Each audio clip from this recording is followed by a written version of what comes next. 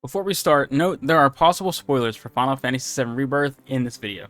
Did you know that in the original Final Fantasy VII, it was planned for every party member to die except for Cloud and the 2 party members you picked to be in your party? Join me as I discuss 5 scrapped ideas for Final Fantasy VII that I think could make a return in Final Fantasy VII Rebirth or Part 3. There are plenty of ideas that the team who made Final Fantasy VII had that either was just silly or just didn't make the cut. Like on the return to Midgar, where the party parachutes into the city. From my understanding, all but 3 members were expected to perish on the descent down. Cloud obviously would have survived, but it's unclear if you would have been able to pick your party before then and they would have survived, or if it would have just been predetermined, like having Barret and Tifa survive with Cloud by default. The original plan for members of Soldier is that they were intended to be injected with Ifalna's DNA, Aerith's mother, instead of Jenova. Shinra scientists were under the incorrect understanding that Jenova was indeed Cetra herself. This of course wasn't true, and Jenova was actually an extraterrestrial life form that landed on Gaia and infected most of the ancient civilization known as the Cetra. Ifalna and Aerith were the last people on Gaia with Cetra blood, and with Ifalna's DNA probably all but exhausted by Hojo, he now likely has fresh Cetra DNA to play with, since Shinra was seen picking up the deceased party at the beginning of the latest trailer. By mixing current Jenova-infused soldiers with the blood of a Cetra, Aerith, Hojo could very likely make soldiers with the power of the ancients. If this plays out, it would be very interesting to eventually come across some soldiers that have been infused with Cetra DNA as well.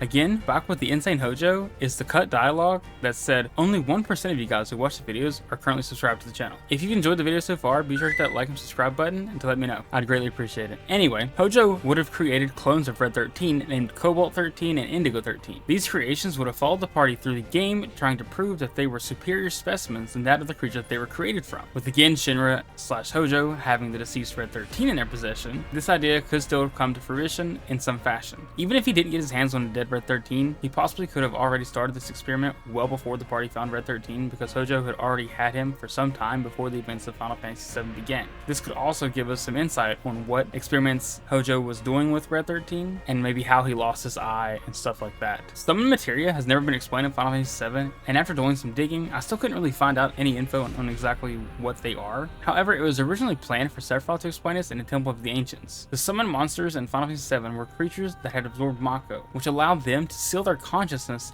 within a piece of materia, allowing their power to live on in the world, so that they can be called on to defend the lifestream from harm. I can imagine that this dialogue could come back in some fashion, or we can get the explanation from Master Floaty Orb guy Bugenhagen. The Ancient Forest is one of the most interesting places in Final Fantasy VII because you can't enter it without first defeating Ultimate Weapon or by breeding a green, black, or gold chocobo. This area is riddled with strange puzzles that were very poorly explained in the game. There however was some cut dialogue that might suggest that the Ancient Forest was going to be part of the main story at some point and a likely destination before reaching the Forgotten Capital. There's an unused cave entrance in Coral Valley that some seem to think could lead to the Ancient Forest, along with some unused dialogue in Bone Village explaining how these puzzles would have worked exactly. What do you think? Do you think the Ancient Forest was intended to be connected to the Forgotten Capital? Do you think they will expand on this area more in Rebirth? So what do you think of these scrapped ideas from the OG Final Fantasy VII? Would you like to see Red 13 clones in some fashion make a return? Or would you like to see some form of Cetra soldiers, or have more information on what exactly the summon materia are? Let me know below and let's get a conversation started. I personally would like to see the Cobalt and Indigo 13 clones show up at some point in the story, and to get some more backstory on what and who exactly Red 13 is. Check out this video on every monster appearance in the latest Final Fantasy VII Rebirth trailer. I'll see you guys next time.